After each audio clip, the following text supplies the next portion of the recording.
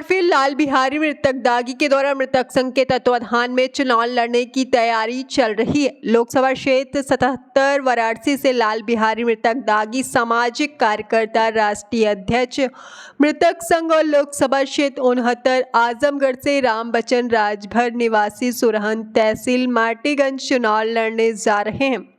बताते चले कि लाल बिहारी मृतक को जिंदा रहते हुए भी कागजों में मृत घोषित कर दिया गया।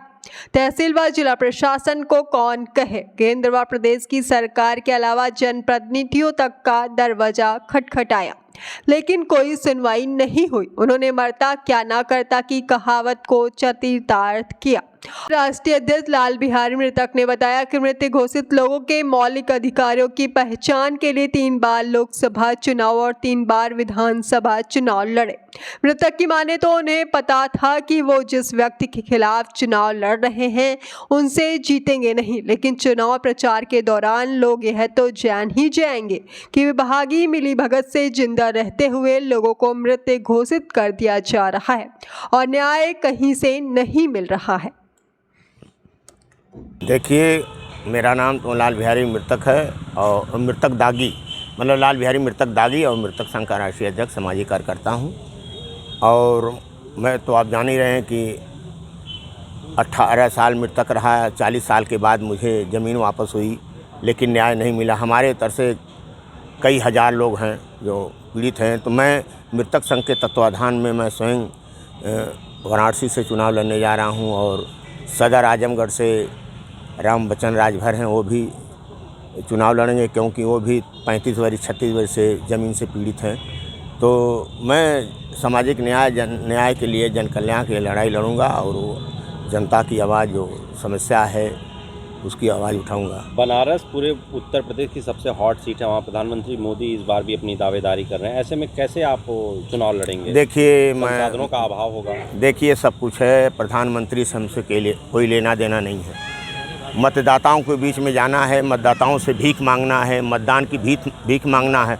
उसमें सारे लोग आ सकते हैं, गरीब आ सकता है, अमीर आ सकता है और कोई आ सकता है। तो हमें प्रधानमंत्री का कोई मतलब नहीं है, प्रधानमंत्री से कोई लेना देना नहीं है।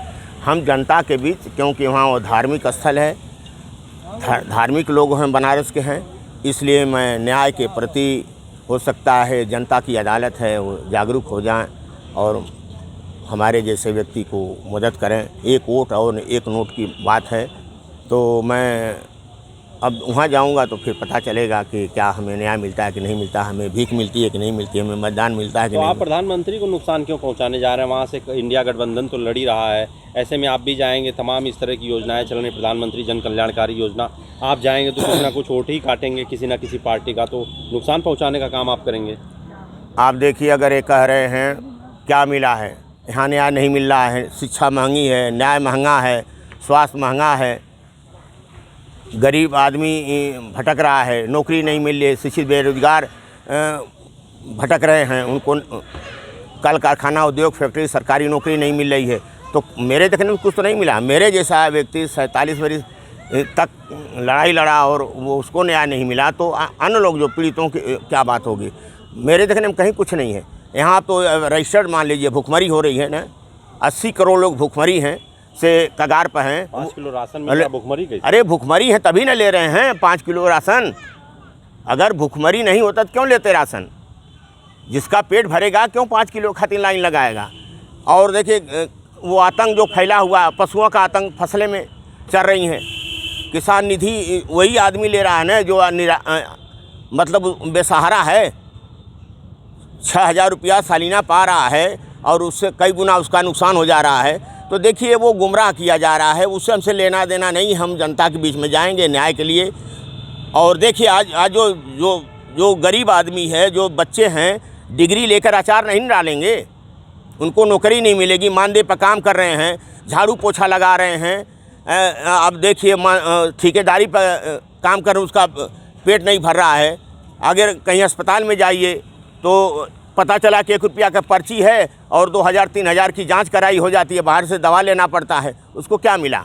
न्यायपालिका में जाइए, न्याय व्यवस्था न्यायालय में बगैर पैसे का काम नहीं चलने वाला है। जब तक पैसा नहीं देंगे तब तक आपको कुछ होने वाला है। वो भी दिन भर बैठे, शाम को तारीख लेकर चले आइए। तो इस तरह से क्या कैसे भाई न्याय मिल रहा है?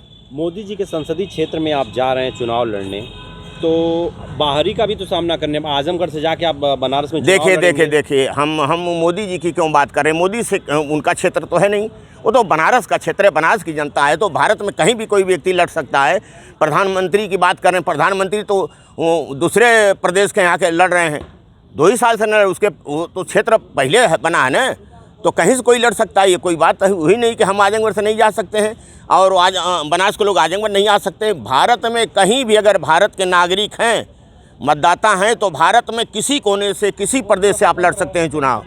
तो आप प्रधानमंत्री की बार बार क्यों बात करते? प्रधानमंत्री से हमसे क्या लेना देना? इतनी हॉट सीट है, देश की सबसे प्रधानमंत्री वहाँ से हैं, तो बात तो उनकी करनी ही पड़ेगी। आप जा रहे हैं उनके खिलाफ चुनाव लड़ने, फिर उनके खिलाफ भाई उनके खिलाफ हम क्यों चुनाव लड़ेंगे? वो क्या हैं? हम जनता के बीच में जाएंगे ना, जनता से मतदान मांगेंगे, भीख मांगेंगे, गिड़गिड़ाएंगे, रोएंगे, अपना जाल फैलाएंगे, झूठ बोलेंगे कि सही बोलेंगे। जनता क्या हमारे साथ निर्णय करेगी कि नहीं करेगी? प्रधानमंत्री से हमसे क्या लेना देना भाई?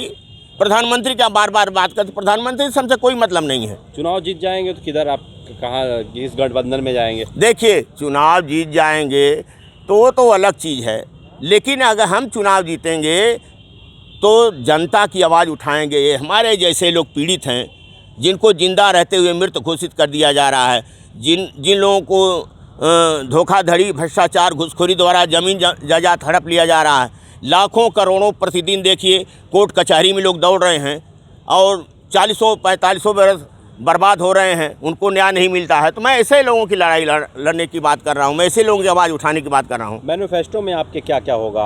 अगर आपका चुनावी घोषणा पत्र में क्या? हाँ, आएगा, सामने आएगा। वो समय आने पर हम दिया जाएगा कि हम लोग क्या करेंगे क्या नहीं करेंगे। लेकिन मैं एक पीड़ित हूँ, जिसको फोड़ा होता है वही जानता है कि फोड़ा में कितना दर्द होता है। मेरे जैसा करोड़ों रुपया बर्बाद करने के बाद और न्याय नहीं मिला, तो बताइए, तमाम लोग करोड़ों आदमी घूम रहे हैं। तहसील में जाइए, तहसील भरी पड़ी है, चकबंदी में जाइए, चकबंदी भरी पड़ी है, दीवानी में जाइए, दीवानी में भरी पड़ी है, कलेक्ट्री में जाइए, कलेक्ट्री में भरी पड़ी है, हाई कोर्ट में जाइए वही हाल है, सुप्रीम कोर्ट में वही हाल है। सारे जगह तो पीड़ित दौड़ रहे हैं, उनको कहाँ न्याय मिल रहा है? आजमगढ़ से आपने क्यों नहीं चुनाव लड़ा इस बार? आजमगढ़ से मृतक संघ के तत्वाधान में एक जीवित मुर्दा लड़ेगा चुनाव।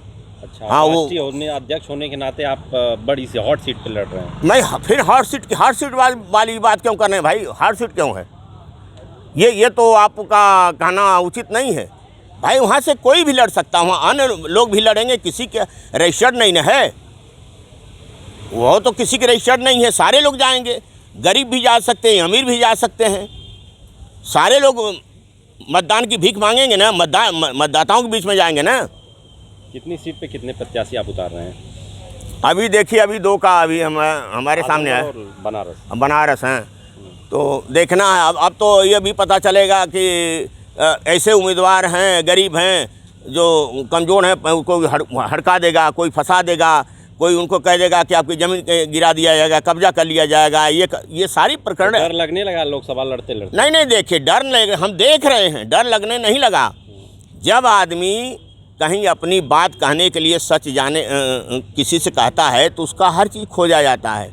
कहाँ ये ऊसर में नहीं बसा है, बंजर में नहीं बसा है, पोखरा में नहीं बसा है, सारी चीज़ें कर्जमंद नहीं है, इसके ऊपर क्या है, बिजली का बकाया है कि नहीं, मतलब उसको इतना तरह से प्रताड़ित करेंगे कि वो आदमी दहस जाएगा, डर के मारे भाग जाएगा, या तो उसके खिलाफ फर्जी मुकदमा लगा दिया जाएगा। इतनी बड़ी लड़ाई लड़ने के बाद 47 बरस हो गया, अभी मेरे खिलाफ एक मुकदमा नहीं दर्ज हुआ। जब भी मैं मुकदमा चाहता था कि मेरे